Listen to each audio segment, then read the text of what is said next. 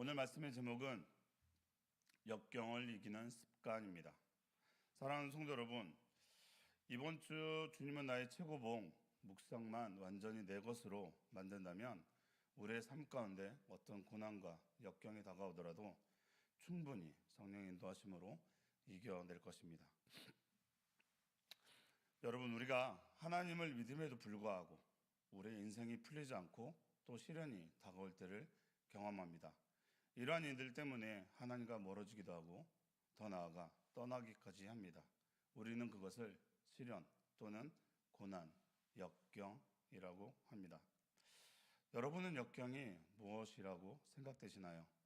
오늘 제목을 영어 해석으로 보게 되면 맞닥뜨리고 싶지 않은 불쾌함이라고 해석이 되어집니다. 다시 말해 나의 뜻과 맞지 않는 불쾌한 일을 겪게 되는 일이 역경이라는 겁니다. 이 역경은 세상에서도 경험할 수 있지만 우리 주의 일을 하다 보면 주 안에서 일어나는 일들을 통해서도 또한 겪게 되는 일이기도 합니다. 그런데 우리가 하나님의 사람인지 아닌지 알 수 있는 방법이 있는데 바로 그 중 하나가 역경이 다가왔을 때라는 겁니다. 챔버스 목사님 표현입니다. 우리가 주님의 생명을 드러내는지의 여부는 역경을 당해보면 압니다. 하나님의 아들의 그 원천적인 향기를 드러냅니까? 아니면 그분을 떠나 나 자신의 짜증과 신경질과 초조함을 드러냅니까?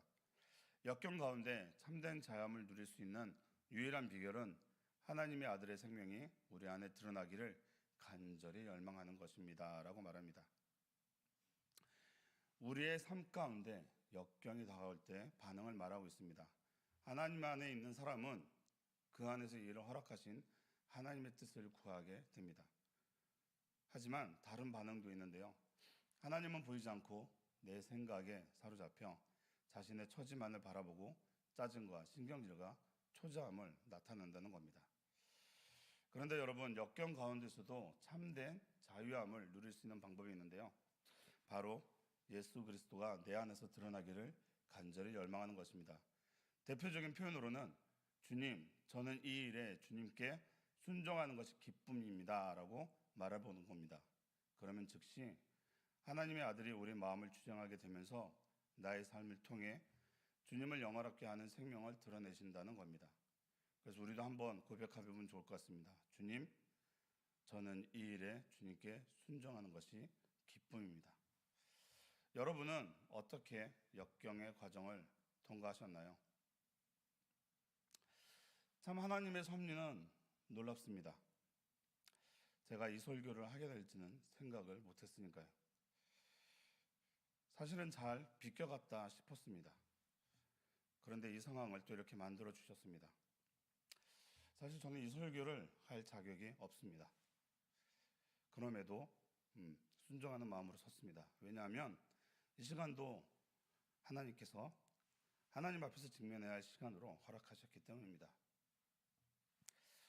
먼저는 저에게 큰 어려움이 있었습니다. 주님과 다툼의 시간이 있었고 오늘 제목처럼 역경이라는 것을 겪게 되었습니다. 신앙생활 안에서 저에게는 큰 위기였습니다. 이토록 보고 싶지 않은 그 내면을 처절하게 밑바닥까지 확인하는 시간이 주어졌으니까요. 사랑하는 성도 여러분, 저는 많이 부족한 사람입니다. 신학을 늦게 해서 나이도 많고 말씀도 많이 부족하고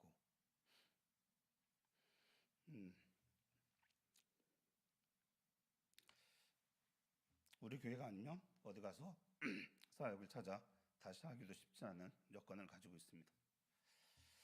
그래서 더 열심히 했습니다. 물론 교회가 공동체가 너무 좋아서 열심히 했습니다. 중간중간에 고난도 찾아왔지만 그래도 내가 하나님의 사람인데 이 정도는 이겨낼 수 있어야지 하고 넘겼던 시간들이 있었습니다. 그런데 막상 나에게 더 어렵고 이해되지 않고 감당하기 힘든 일이 일어나니 제가 설계했던 모든 부분을 거꾸로 행하고 있는 제 모습을 보게 됐습니다. 저는 이전까지 여러분 안에 이해되지 않은 일이 일어날 때 그 시간이 은혜의 시간임을 잊지 말아야 합니다. 무엇을 염려하십니까? 주님께 맡기십시오. 내 모든 것을 내려놓을 때 주님이 하십니다라고 설계했던 모든 부분들을 모든 부분들을 거스르고 있더라고요. 내 생각에 사로잡힌 말이죠. 제 부족한 신앙과 믿음에 고스란히 직면하게 하게 되는 시간이었습니다. 한순간이 꽉 막히니 무엇을 더 할 수 없었습니다. 그래서 돌아보게 되더라고요. 내가 왜 이런 시간을 보내야 하지? 무엇이 잘못됐지? 하나님 왜죠? 묻게 되더라고요. 이대로 주저앉아야 하나 돌파구가 머지않은 고민에 빠지게 되었습니다. 하나님 앞에 기도하며 순종했던 많은 시간들은 뭘까 기도했습니다. 그때 하나님은 말씀하시더라고요. 하나님이 원하시는 것보다 내가 원하는 방향성에 더 열심히 했던 부분들이 있다고 깨닫게 하시더라고요. 인정받고 싶었던 것들, 그래서 부족한 것을 감추고 싶었던 모습들을 생각나게 했었습니다. 그것이 올바른 방향이 아님이 드러나고 여러 가지 일들로 내가 겪게 되는 수치는 저를 더 힘들게 하더라고요. 그때 약간 정신이 들어 지금까지 내가 선포했던 그 일을 시작하자. 그 문제를 가지고 하나님 앞에 나아갔습니다. 하나님, 이 상황은 뭔가요?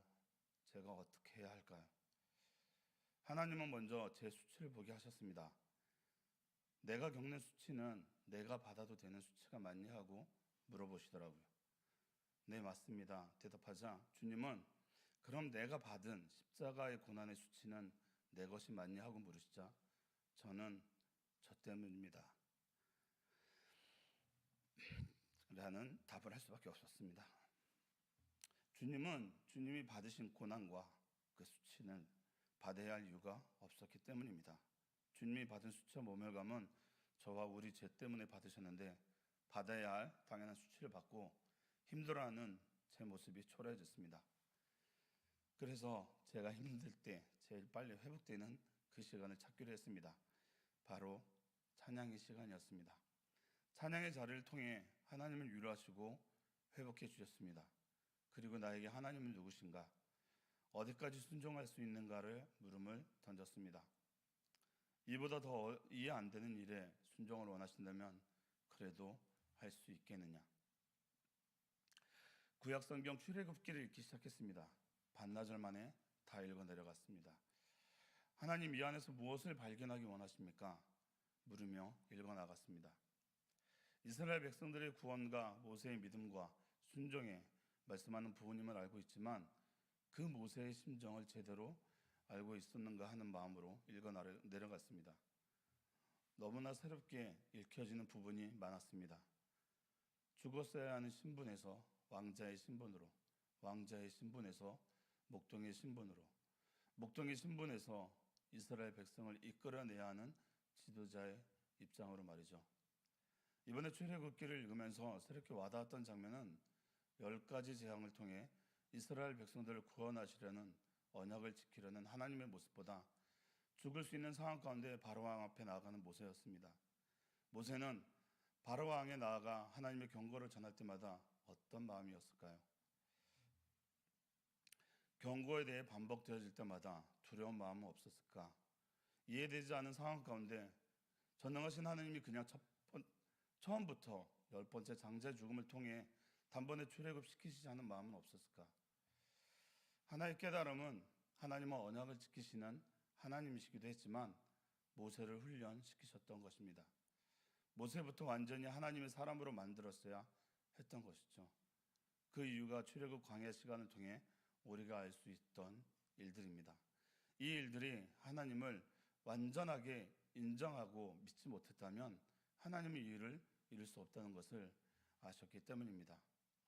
이 말씀이 저에게 다가왔습니다.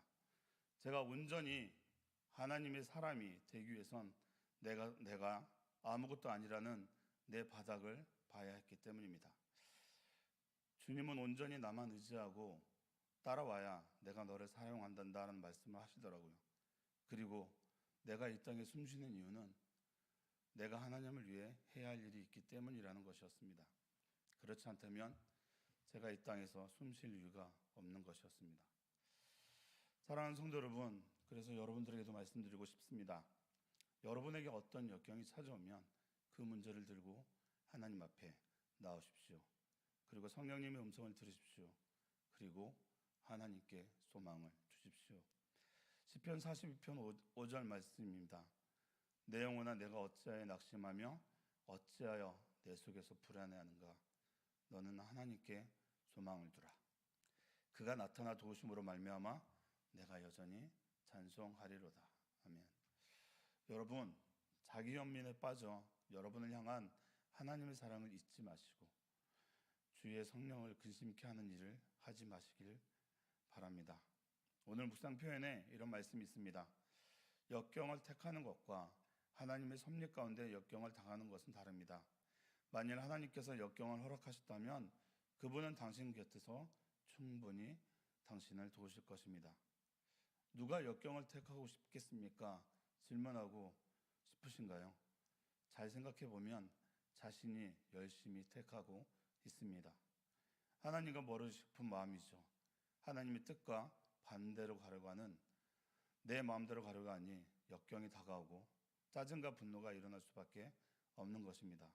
그럼 어떻게 해야 하느냐? 오늘 본문 말씀 7절부터 10절까지를 한번 보기를 원하는데요. 제가 현대인의 성경으로 한번 읽어드리겠습니다. 그러나 질그릇 같은 우리 속에 이 보화를 가진 것은 그 엄청난 능력이 하나님에게서 나오는 것이지 우리에게서 나온 것이 아니라는 것을 보여주기 위한 것입니다. 우리가 모든 일에 괴로움을 당해도 꺾이지 않으며 난처한 일을 당해도 실망하지 않고 핍박을 받아도 버림을 당하지 않으며 맞아서 쓰러져도 죽지 않습니다. 우리가 이렇게 항상 예수님의 죽으심을 몸소 체험하는 것은 예수님의 생명이 우리의 몸에 나타나게 하려는 것입니다. 잼버스 목사님 표현이죠. 찢겨진 빵과 포도주. 여러분, 역경을 하나님이 허락하셨다면 비록 찢겨진 빵이 될지라도 그 안에서 이기게 하시는 하나님을, 도우시는 하나님을 만나게 될 것입니다. 그러니 우리의 삶 모든 것이 은혜와 감사가 될 수밖에 없는 것이죠. 나같이 부족한 자를 사역자로 써주시는 하나님께 감사와 찬양을 드립니다. 물론 또 넘어지고 고난이 다가올 때도 있겠죠. 아직 멀었어 라고 들을 수도 있습니다. 그런데 예수님이 당한 수치와 고난에 비하면 이제 이 정도는 이겨낼 수 있지 않을까요? 우리 모두 그 십자가를 바라보기를 원합니다. 저도 열심히 바라보며 걷겠습니다. 그래서 예수 그리스도의 생명을 드러나는 자로 살아가길 원합니다. 기도해 주시기 바랍니다. 지금 이 상황을 이끄시는 분이 주님이심을 믿습니다. 저와 우리 공동체 모두 순종함으로 나아갑시다. 사랑하는 성도들 공동체 여러분, 오직 주님만을 찬양합시다. 하나님께 초점을 맞춥시다. 그리고 이 말씀이 생각이 났습니다. 주님은 베드로에게 묻습니다. 베드로야, 내가 나를 사랑하느냐? 내가 주님을 사랑하는 줄 주님께서 아십니다. 주님은 저와 여러분에게도 묻습니다. 어떤 상황 가운데서도 나를 사랑하느냐? 기도하겠습니다. 살아계신 하나님 아버지 감사합니다. 이 부족한 자를 세우시기 위해 말씀의 자리에 서게 하시니 감사합니다. 주님, 주님만을 바라보지 못하고 주님의 뜻을 분별하지 못한 어리석은 종을 용서하여 주시옵소서. 그리고 어떤 역경과 시련이 다가오더라도 그 자리에 있는 것이 은혜임을 알게 하여 주시니 감사합니다. 우리 새움누리 공동체 모두가 주님께 시선을 고정하고 주님께만 소망을 두는 공동체가 되게 하여 주옵소서. 그리고 예수 그리스도의 생명을 드러내는 일을 하게 하옵소서. 예수님의 이름으로 기도합니다.